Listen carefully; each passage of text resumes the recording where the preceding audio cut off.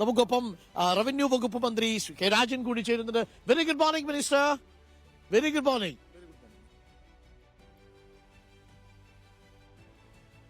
അല്ലെ, മലയിറങ്ങി കടലിലേക്ക് വന്നു, കാനനത്തിൽ നിന്ന് കരയിലേക്ക് നമ്മൾ ഈ പുഴകൾ കടന്ന് മരങ്ങൾക്കിടയിലേക്ക് നവകേരള സദസ്സിനോടൊപ്പം അരുണും റിപ്പോർട്ടറും എല്ലാം കടലിലേക്ക്. അപ്പോ ആലപ്പുഴ എത്തുമ്പോൾ ഒരുപാട് സാധ്യതകളുള്ള ഒരു ജില്ലയാണ്. തീർച്ചയായിട്ടും.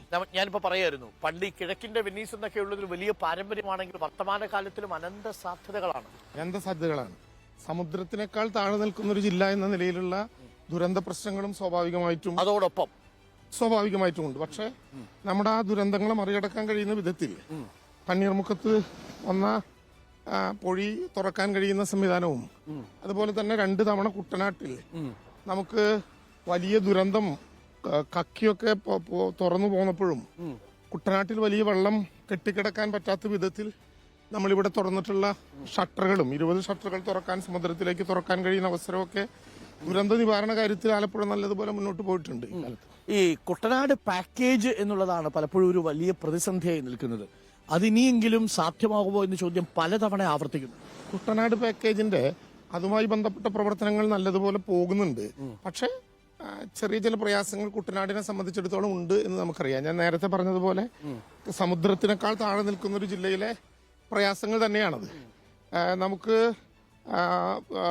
ആ പ്രശ്നങ്ങളെ മറികടക്കാൻ കഴിയുന്ന വിധത്തിൽ കുട്ടനാട് പാക്കേജ് മുന്നോട്ട് കൊണ്ടുപോകാൻ തന്നെയാണ് സർക്കാർ ആലോചിക്കുന്നത്. എന്തായാലും കർഷകരുമായിട്ട് ഇന്നിപ്പോ ഈ പ്രഭാത ഭക്ഷണ യോഗത്തിലൊക്കെ ഒരുപക്ഷെ ഇത്തരം വിഷയങ്ങൾ ചർച്ചയാവാനുള്ള സാധ്യതയുണ്ട്. തീർച്ചയായിട്ടും. നമ്മുടെ പ്രഭാത ഭക്ഷണ യോഗങ്ങൾ നേരത്തെ തന്നെ ചില ചാനലുകൾ പറഞ്ഞതും തിരുത്തിയതുമായ കാര്യം പൗരപ്രമുഖരുമായുള്ള യോഗങ്ങൾ എന്ന വിധത്തിൽ ആരംഭിച്ചിട്ട് അത് പൗരപ്രമുഖരല്ല, അത് വിളിച്ചിരുന്നൊരു പേരാണ്. പ്രഭാത ഭക്ഷണത്തിൽ എല്ലാ വിധത്തിലുള്ള ആളുകളും ഉണ്ട്. ആദിവാസി മൂപ്പന്മാരും കർഷകരും സ്വയം സംരംഭകരും കുടുംബശ്രീ അംഗങ്ങളും ഇന്നലെ നിങ്ങൾ കണ്ടതുപോലെ കയർ തൊഴിലാളികളും എല്ലാവരും ചേരുന്നതാണ് പ്രഭാത ഭക്ഷണ യോഗങ്ങൾ. അപ്പോൾ സ്വാഭാവികമായിട്ടും കർഷകരുടെ അഭിപ്രായങ്ങൾ കൂടി പ്രതിഫലിക്കാം. അതിനെല്ലാം ബഹുമാനപ്പെട്ട മുഖ്യമന്ത്രി മറുപടി പറയുകയും ചെയ്യും.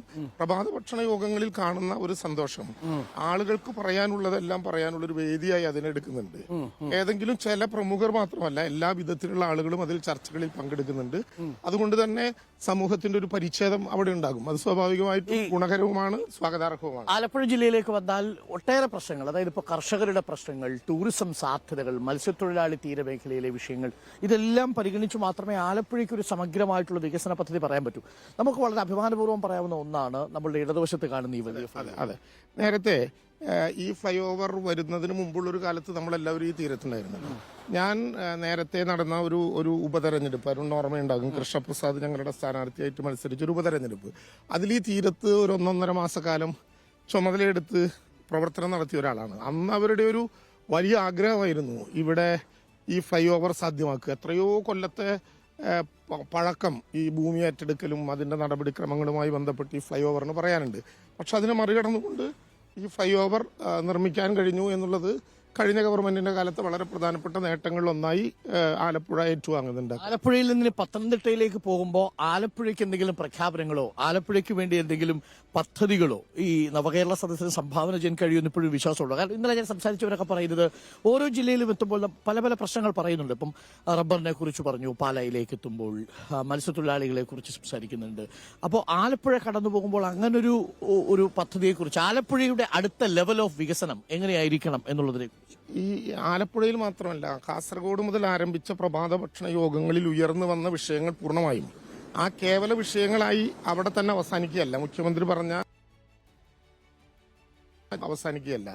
സത്യത്തിൽ ഞങ്ങൾ ആലോചിക്കുന്നത് നവകേരള സദസ്സിന് ശേഷം പ്രഭാത യോഗങ്ങളിൽ ഉന്നയിക്കപ്പെട്ട പ്രശ്നങ്ങൾ പ്രത്യേകമായ റിവ്യൂ നടത്തുകയും ആ പ്രശ്നങ്ങളിൽ സർക്കാരിന് എന്ത് തീരുമാനമെടുക്കാൻ കഴിയും എന്ന് തീർച്ചയായും പരിശോധിച്ച് ജനങ്ങളോട് പറയുകയും ചെയ്യാവുന്ന വിധത്തിൽ തന്നെ പ്രഭാത ഭക്ഷണ യോഗങ്ങളിലെ വിഷയങ്ങൾ എടുക്കും. പ്രഭാത ഭക്ഷണ യോഗങ്ങളിൽ ചർച്ച ചെയ്ത വിഷയങ്ങൾ ക്രോഡീകരിച്ച് കേരളത്തിലെ ജനങ്ങൾക്ക് അവതരിപ്പിക്കും. ക്രോഡീകരിച്ച് അവതരിപ്പിക്കുമെന്ന് മാത്രമല്ല, അതുമാത്രമായിരിക്കില്ല വിഷയം. കാരണം എല്ലാവർക്കും പറയാൻ ചിലപ്പോൾ അവസരം ഉണ്ടാകില്ല.